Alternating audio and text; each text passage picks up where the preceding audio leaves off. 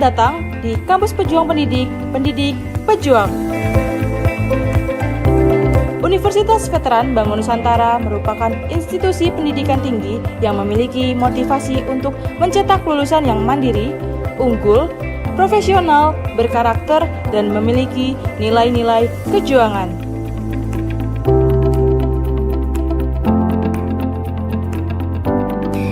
Saya Rektor Universitas Veteran Bangun Nusantara, Profesor Dr. Farida Nugrahani Magister Humaniora. Misi Universitas Veteran Bangun Nusantara adalah terwujudnya universitas yang unggul, berkarakter, mandiri, dan memiliki nilai-nilai kejuangan.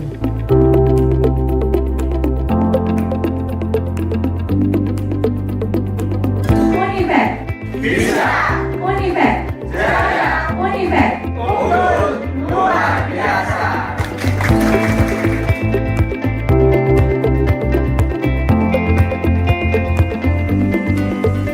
Kampus Universitas Veteran Bangun Nusantara terdiri dari 6 fakultas unggulan dan 1 program pasca sarjana. Univet Bantara memiliki peringkat ke-97 antar perguruan tinggi se-Indonesia, dilansir melalui website EduRank.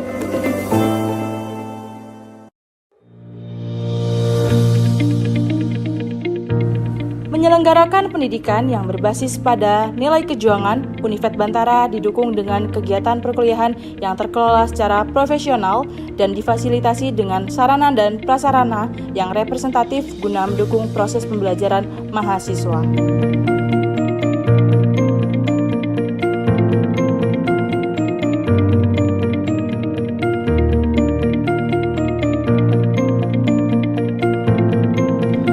Univet Bantara secara intens melaksanakan penelitian guna menunjang pengembangan iptek dan sosial budaya sekaligus sebagai wadah untuk memberikan kompetensi serta keahlian khusus untuk mahasiswa dalam menyongsong masa depan yang penuh dengan tantangan.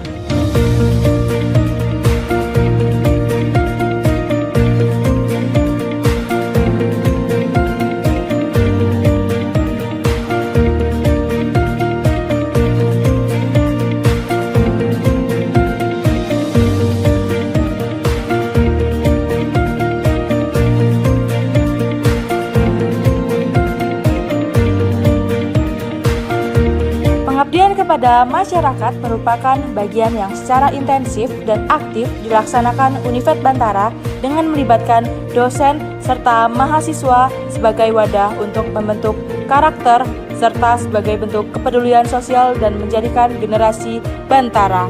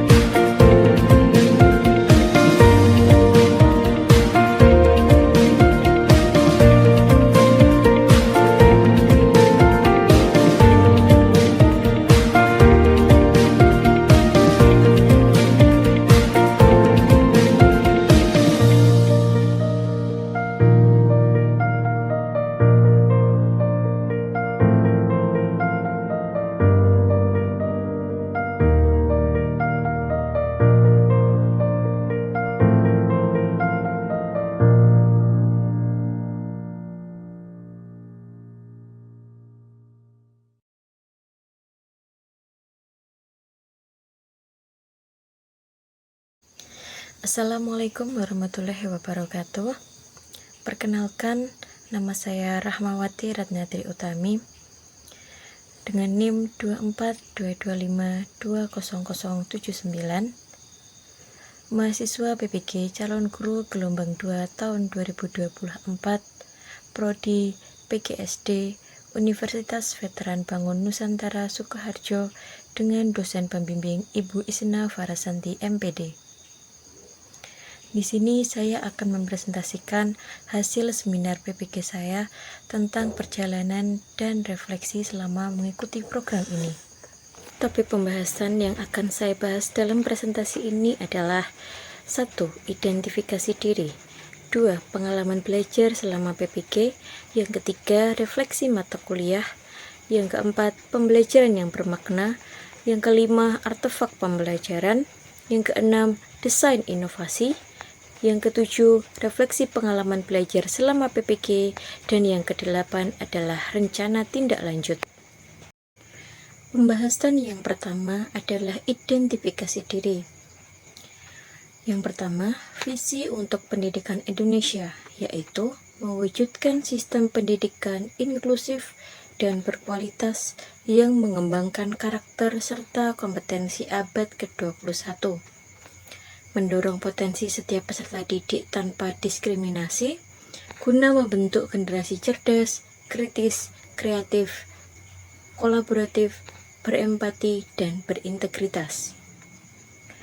Yang kedua, visi saya sebagai calon guru yaitu menjadi pendidik inspiratif yang membimbing dan memberdayakan peserta didik untuk meraih potensi terbaiknya, menciptakan lingkungan belajar yang inklusif dan mendukung, serta terus berkembang melalui pembelajaran dan inovasi. Untuk mencapai visi saya tersebut, saya berkomitmen untuk terus meningkatkan kualitas pribadi dan profesional saya melalui pembelajaran berkelanjutan, refleksi diri, dan keterbukaan terhadap umpan balik. Selain itu, saya juga akan menggunakan strategi pembelajaran yang relevan dengan kebutuhan peserta didik abad ke-21 seperti pembelajaran berbasis proyek dan pemanfaatan teknologi. Selain itu juga, saya juga akan menjalin komunikasi dan kerjasama yang baik dengan peserta didik, orang tua, dan rekan guru untuk menciptakan lingkungan belajar yang mendukung pertumbuhan holistik. Selanjutnya, saya akan membahas pengalaman belajar selama mengikuti program PPG ini. Selama mengikuti program PPG, saya telah menyelesaikan beberapa mata kuliah yang terbagi dalam 2 semester. Pada semester 1, saya mengikuti mata kuliah seperti Filosofi Pendidikan Indonesia, Pemahaman tentang peserta didik dan pembelajarannya, Prinsip Pengajaran dan Asesmen 1, Praktik Pengalaman Lapangan 1 atau PPL 1, Pembelajaran Berdiferensiasi, Perspektif Sosiokultural dalam Pendidikan Indonesia, dan Pencegahan dan Penanganan Kekerasan Seksual. Selanjutnya, pada semester 2, saya mengikuti mata kuliah seperti Pembelajaran Sosial Emosional, Computational Thinking, Prinsip Pengajaran dan Asesmen 2, Proyek Kepemimpinan, Praktik Pengalaman Lapangan 2 atau PPL 2, dan Seminar Pendidikan Profesi Guru. Dari seluruh mata kuliah yang telah saya pelajari selama 2 semester, pengalaman belajar yang paling bermakna bagi saya adalah mata kuliah PPL 2. Melalui PPL 2 ini, saya mendapatkan kesempatan untuk mengaplikasikan teori yang telah saya pelajari secara langsung di dalam kelas. Selanjutnya, refleksi mata kuliah PPL 2. Dalam pelaksanaannya, mata kuliah PPL 2 terdiri atas 5 topik utama, yaitu Topik 1, Orientasi PPL 2, Topik 2, Observasi PPL 2, Topik 3, pembelajaran terbimbing. Topik 4, pembelajaran mandiri dan melaksanakan kegiatan non-mengajar. Dan topik 5, diskusi refleksi PPL 2. Pada topik 1, orientasi PPL 2, saya melakukan koordinasi lanjutan dengan guru pamong terkait jadwal pembelajaran semester 2 serta rencana pelaksanaan praktik mengajar.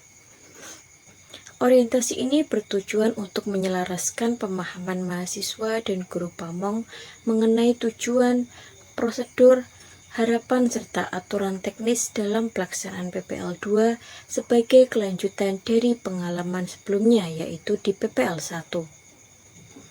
Selanjutnya pada topik 2, yaitu observasi PPL, mahasiswa mengamati proses pembelajaran yang dilakukan oleh guru dengan fokus pada karakteristik peserta didik, perangkat pembelajaran, lingkungan belajar, dan manajemen kelas. Tujuannya untuk memahami secara menyeluruh pelaksanaan pembelajaran, metode penyampaian materi, serta respon peserta didik selama kegiatan belajar. Topik 3, pembelajaran terbimbing. Seperti halnya di PPL 1, mahasiswa melaksanakan pembelajaran di kelas berdasarkan kurikulum merdeka dengan bimbingan guru pamong. Topik 4, pembelajaran mandiri dan kegiatan non-mengajar. Dalam pembelajaran mandiri, mahasiswa melaksanakan pembelajaran secara mandiri di kelas dengan tetap mengacu pada kurikulum merdeka. Tujuannya untuk mengembangkan keterampilan mengajar yang efektif serta memperluas pemahaman terhadap teori dan praktik pembelajaran secara nyata. Pada topik 4 ini, selain melaksanakan pembelajaran terbimbing, mahasiswa juga melaksanakan kegiatan non-mengajar.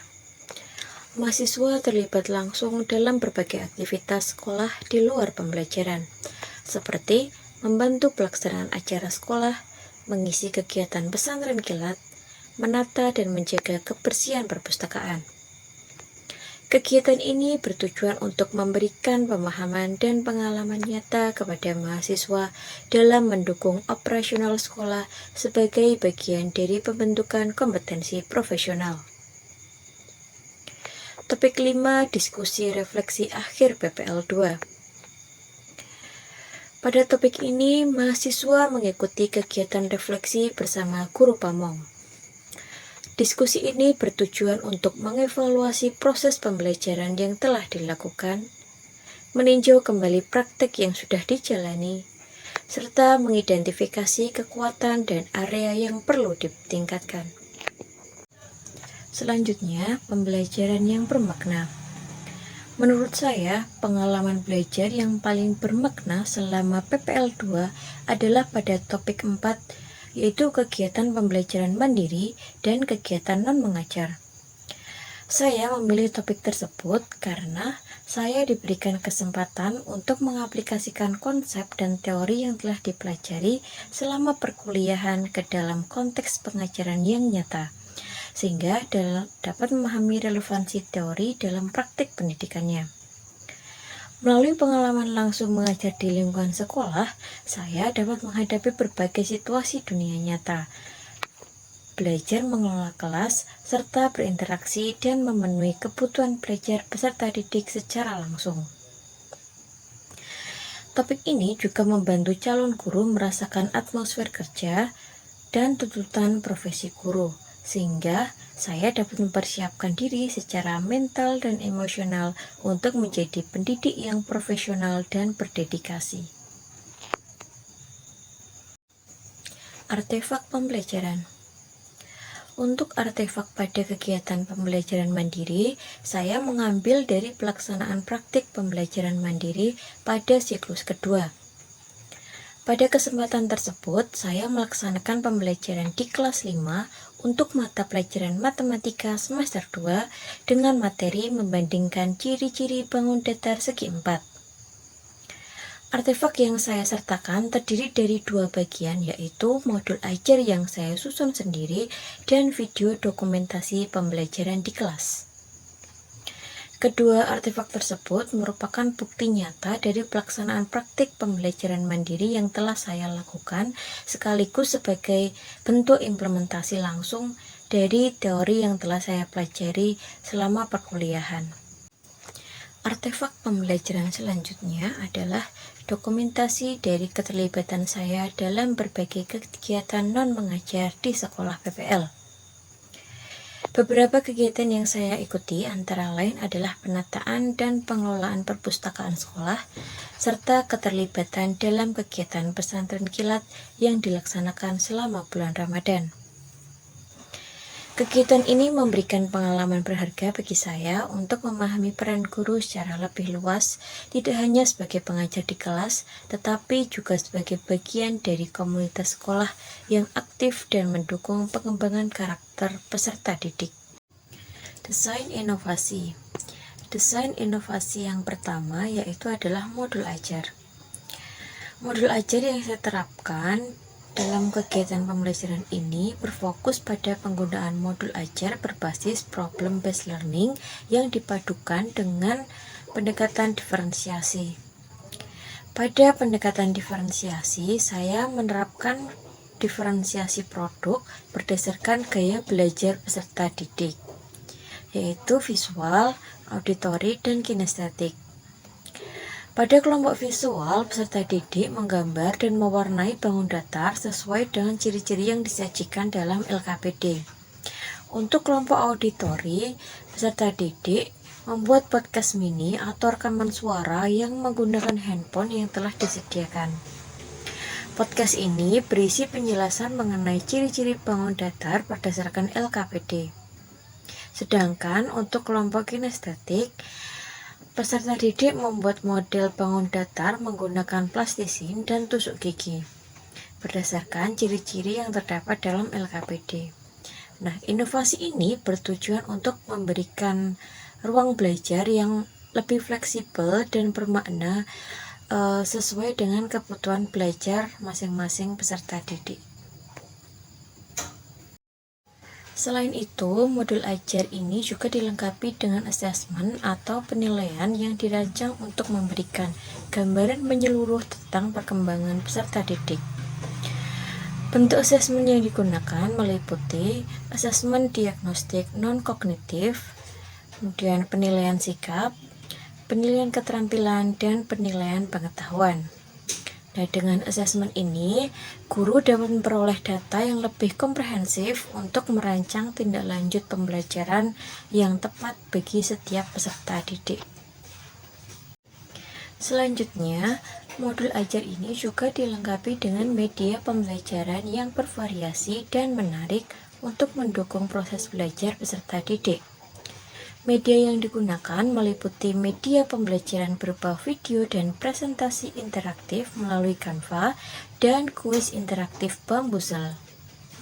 Penggunaan media ini bertujuan untuk menciptakan pembelajaran yang lebih dinamis, menarik, dan sesuai dengan kebutuhan dan gaya belajar peserta didik. Modul ajar ini juga dilengkapi dengan LKPD yang dirancang sesuai dengan gaya belajar masing-masing peserta didik. LKPD ini terbagi menjadi 3 jenis, yaitu LKPD untuk kelompok visual, LKPD untuk kelompok auditori, dan LKPD untuk kelompok kinestetik. Dengan diferensiasi LKPD ini, peserta didik dapat belajar dengan cara yang paling sesuai dengan minat dan gaya belajarnya masing-masing. Inovasi kedua yang saya terapkan adalah penggunaan media kuis interaktif Bamboozle. Media ini dirancang sebagai alat evaluasi sekaligus penguatan materi secara menyenangkan dan partisipatif. Inovasi ini digunakan untuk meningkatkan keterlibatan peserta didik dalam pembelajaran melalui permainan kuis berbasis kelompok. Saya memilih Bamboozle karena media ini memberikan pengalaman evaluasi yang lebih dinamis, kolaboratif, dan kompetitif yang sangat sesuai untuk karakter peserta didik sekolah dasar. Jadi menurut saya, Bamboozle bukan hanya sekedar alat evaluasi, tapi juga sebagai sarana untuk membangun kerjasama dan keterlibatan emosional peserta didik dalam proses pembelajaran. Dalam proses pembelajaran, kuis Bambuzel diberikan pada sintaks yang kedua, yaitu pada tahap mengorganisasi kegiatan pembelajaran sebelum diskusi kelompok dimulai. Tujuannya untuk mengevaluasi tingkat pemahaman setiap kelompok terhadap materi yang telah disampaikan, sehingga guru dapat memastikan kesiapan peserta didik dalam melanjutkan ke tahap diskusi yang lebih dalam. Produk pengembangan. Berdasarkan artefak mata kuliah PPL 2, saya berkontribusi dalam penyusunan kumpulan modul ajar untuk kelas 4 dan 5 SD berbasis pembelajaran berdiferensiasi pada mata pelajaran matematika, IPAS, Bahasa Indonesia, dan Pendidikan Pancasila. Kumpulan modul ini disusun secara kolaboratif bersama kelompok PPL saya. Modul ajar yang saya susun terdapat pada halaman 7 hingga 44. Setelah proses penyusunan selesai, kami mendaftarkan kumpulan modul tersebut untuk memperoleh hak kekayaan intelektual atau HKI yang saat ini masih dalam tahap proses. Selanjutnya, saya akan menyampaikan refleksi pengalaman belajar saya selama mengikuti PPG. Setelah mengikuti serangkaian refleksi pengalaman belajar pada mata kuliah seminar PPG, saya menyadari bahwa pendidikan di Indonesia seharusnya mampu menjawab semua kebutuhan peserta didik secara adil, inklusif, dan kontekstual dengan memperhatikan keberagaman latar belakang budaya, sosial, dan kemampuan peserta didik. Saya juga menyadari bahwa untuk menjadi guru profesional harus tetap belajar dan beradaptasi, menerapkan pendekatan pembelajaran yang berpusat kepada peserta didik, serta mampu menciptakan suasana kelas yang aman, berpihak, dan mendukung tumbuh kembang semua peserta didik. Topik bahasan terakhir dalam seminar ini adalah rencana tindak lanjut. Sebagai calon guru yang akan segera terjun ke dunia pendidikan, saya telah menyusun beberapa langkah penting yang akan saya lakukan ketika mulai karir saya sebagai pendidik. Yang pertama, saya akan menerapkan pembelajaran yang berdiferensiasi dan responsif terhadap budaya, agar setiap peserta didik merasa dihargai dan dilibatkan sesuai dengan kebutuhan dan latar belakang mereka. Yang kedua, saya berkomitmen untuk membangun hubungan yang positif dan empatik kepada peserta didik, karena saya percaya bahwa hubungan guru dan peserta didik yang sehat adalah kunci dari keberhasilan proses belajar. Ketiga, saya akan mengintegrasikan teknologi serta mengembangkan keterampilan abad ke-21 dalam pembelajaran, agar peserta didik mampu berpikir kritis, kreatif, dan siap menghadapi tantangan masa depan. Selain itu, sebagai guru profesional, saya akan terus berupaya melaksanakan praktik pembelajaran yang inklusif, menyusun strategi pembelajaran yang berpihak pada peserta didik, dan aktif mengikuti berbagai program pengembangan kompetensi. Dengan begitu, saya berharap dapat menjadi guru yang relevan, adaptif, dan berdampak positif bagi dunia pendidikan. Demikian yang dapat saya sampaikan dalam seminar PPG ini. Saya mengucapkan terima kasih yang sebesar-besarnya kepada tim penguji atas waktu dan perhatiannya. Semoga apa yang saya sampaikan hari ini bisa menjadi bekal dan bermanfaat bagi perjalanan saya sebagai pendidik. Mohon maaf apabila ada kekurangan dalam penyampaian saya. Terima kasih. Wassalamualaikum warahmatullahi wabarakatuh.